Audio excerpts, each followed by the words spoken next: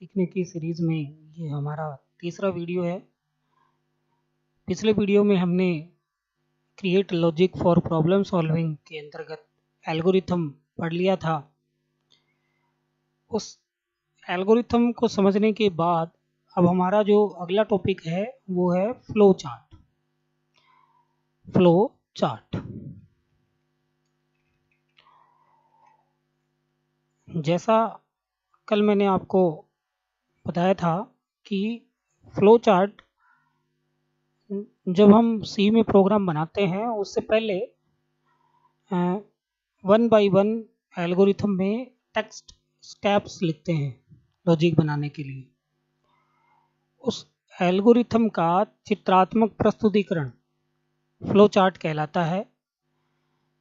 किसी भी प्रॉब्लम को डायग्राम के थ्रू रिप्रेजेंट करना फ्लो चार्ट के माध्यम से हम ये कर सकते हैं।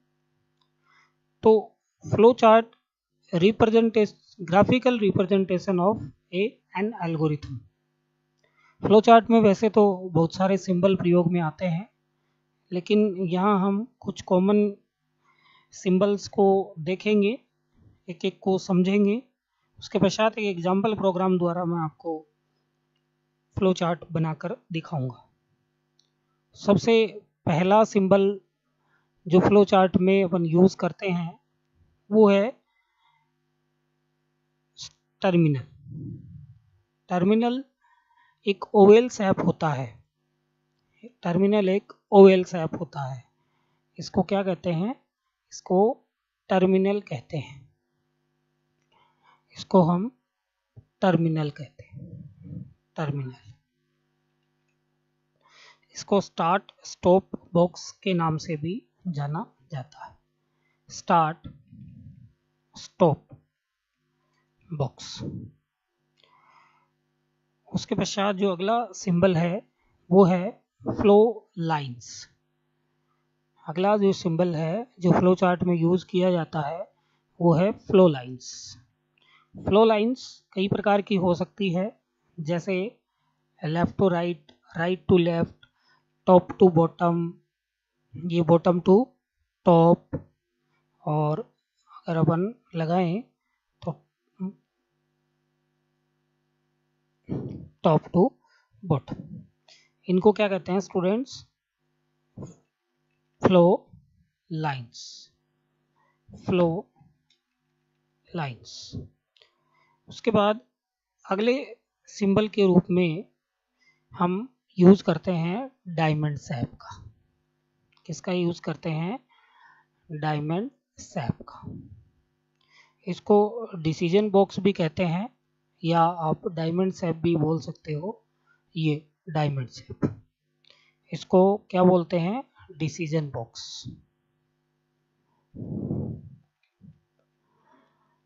Decision box. इसका यूज कंडीशन को प्रयोग करने के लिए करते हैं, जैसे if else, loop, yes no. इसमें एक इनपुट होता है, और दो उससे आउटपुट निकलते हैं। एक इनपुट होता है, दो आउटपुट निकलते हैं। या तो आप ये एंगल से एक आउटपुट दे दीजिए, एक आप इधर से आउटपुट निकाल सकते हैं, या ये कोई भी आप दो आउटपुट इसके होते हैं, एक ट्रू के लिए, एक फॉल्स के लिए, येस के लिए, एक नो के लिए। तो ये अपना सिंबल हो गया डिसीजन बॉक्स। उसके पश्चात input output box. Input output box. Input output box एक पैरेललोग्राम होता है। पैरेललोग्राम है इस सिंबल का नाम। इसको बोलते हैं input output box. Input output box. जैसे हम कीबोर्ड से इनपुट करेंगे और मॉनिटर पे आउटपुट देखते हैं, तो वहाँ हम इस सिंबल का यूज़ करते हैं। इसका नाम स्टूडेंट अभी मैंने आपको बताया था, पैरेललोग्राम। पैरेललोग्राम। इसके अगला जो सिंबल है वो है प्रोसेस बॉक्स। प्रोसेस बॉक्स ये होता है स्टूडेंट्स प्रोसेस बॉक्स। इसको बोलते हैं प्रोसेस बॉक्स। उसके पश्चात जो अगला सिंबल है वो है अपना ये प्री डिफाइन प्रोसेस बॉक्स। इसका नाम है student pre define process box. उसके पश्चात हम कनेक्टर्स का यूज करते हैं। ये कनेक्टर होता है, इसमें दो प्रकार के कनेक्टर्स का प्रयोग किया जाता है। ये ऑफलाइन कनेक्टर है, ये जो दोनों है ये ऑफलाइन कनेक्टर है। और एक कनेक्टर स्टूडेंट्स और होता है जो ऑफलाइन कनेक्टर होता है, जो ये होता है, ये ऑफलाइन कनेक्टर है। उसके ऊपर अपन लिख देते हैं ऑफलाइन। और ये दोनों ऑनलाइन कनेक्टर। इनका मतलब मैं आपको अभी बता देता हूँ। जैसे ये इस प्रकार से होता है और ये इस प्रकार से होता है।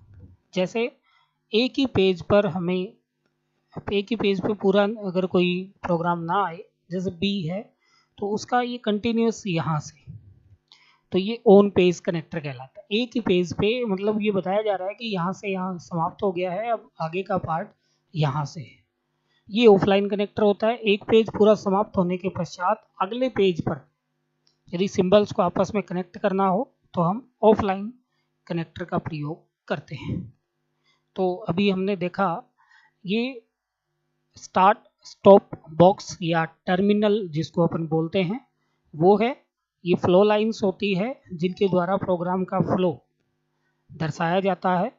उसके पश्चात ये डायमंड बॉक्स या इसको डिसीजन बॉक्स बोलते हैं। इसका प्रयोग इफ एल्स की कंडीशन को चेक करने के लिए किया जाता है। इसमें एक इनपुट होता है और इससे दो आउटपुट निकलते हैं। ये इनपुट आउटपुट बॉक्स है। जो भी यूज़र कीबोर्ड से इनपुट करवाता है वो इस बॉक्स में, और जो भी यूज़र इनपुट करवाने के पश्चात मॉनिटर पर आउटपुट देखता है वो भी इस बॉक्स के माध्यम से दर्शाया जाता है। इसको अपन बोलते हैं पैरेललोग्राम सिंबल।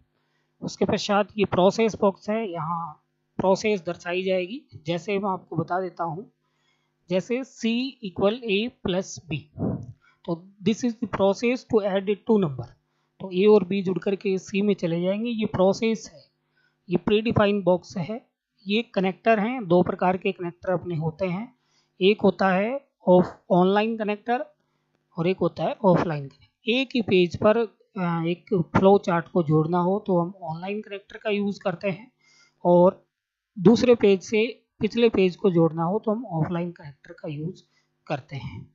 अब स्टूडेंट्स, अगर आपके ये फ्लो चार्ट समझ में आया तो हम दो संख्याओं को जोड़ने का एक फ्लो चार्ट तैयार कर लेते हैं। अभी मैं आपको दो संख्याओं को जोड़ने का एक फ्लो चार्ट बना कर के बताता हूं ताकि आपको अच्छी तरह से फ्लो चार्ट का कॉन्सेप्ट समझ में आ जाए।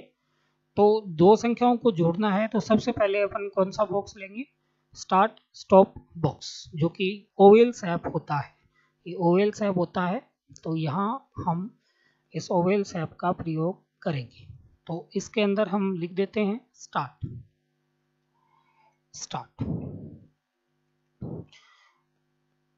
उसके पश्चात हम इनपुट करवाएंगे। तो इनपुट के लिए और आउटपुट के लिए आपको बॉक्स बताया हुआ है पैरेललोग्राम। तो यहाँ हम पैरेललोग्राम इसका यूज करेंगे। पैरेललोग्राम के अंदर अपन इनपुट करवाएंगे दो variable input A and B, तो ये और ये सारे सिंबल एक दूसरे से जुड़ेंगे फ्लो लाइन से। फ्लो लाइन भी आपको मैंने अभी फ्लो चार्ट में बताई थी, ये फ्लो लाइन से जोड़ दिया हमने इनको। तो ये हो गया इनपुट। उसके पश्चात प्रोसेस आती है। प्रोसेस के लिए रेक्टेंगल का प्रयोग किया जाता है। ये प्रोसेस बॉक्स होता है, ये प्रोसेस बॉक्स। इसके अंदर अपन प्रोसेस क्या है अपनी दो संख्याओं को जोड़ने की, C = A + B, ये प्रोसेस है, तो जो कि इस प्रोसेस बॉक्स में आपको दर्शाई गई है। उसके पश्चात स्टूडेंट ये फ्लो लाइन से हम इसको भी कनेक्ट कर देते हैं। उसके बाद आउटपुट के लिए, तो इसका आउटपुट के लिए भी हम पैरेललोग्राम का ही यूज करेंगे, जो कि यहाँ दर्शाया जाएगा। आउटपुट आएगा आउटपुट सी। चूंकि ए और बी जुड़ करके सी के अंदर चले जाएंगे तो हमें सी का आउटपुट प्राप्त होगा, तो आउटपुट में आ गया सी। और अंत में स्टार्ट स्टॉप बॉक्स में इसी बॉक्स का अपन यूज करेंगे, तो यहाँ लिख देंगे एंड या स्टॉप। आप एंड या स्टॉप में से किसी का भी यूज कर सकते हैं। तो अभी आपने देखा कितने सिंपल तरीके से हमने दो संख्याओं को जोड़ने का एल्गोरिथम तैयार कर लिया। तो डियर स्टूडेंट्स, अगर आप इसे समझ पाए तो बहुत अच्छा है, नहीं तो कमेंट बॉक्स में क्वेरी आप कर सकते हो फ्लो चार्ट के बारे में और जानने के लिए। अब मैं आपको एक दो क्वेश्चन दे देता हूं जिसका आपको फ्लो चार्ट तैयार करना है।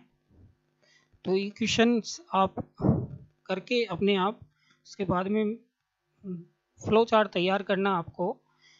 Calculate area of triangle. Number 2, calculate area of circle.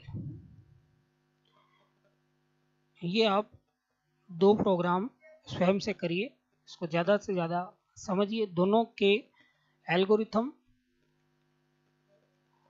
And flow chart आपको तैयार करने हैं, एल्गोरिथम और फ्लो चार्ट। और अगर नहीं समझ में आए तो आप कमेंट लाइन में लिख करके मुझे बता सकते हैं। कोई क्वेरी हो तो पूछ सकते हैं। आप सभी का बहुत बहुत धन्यवाद।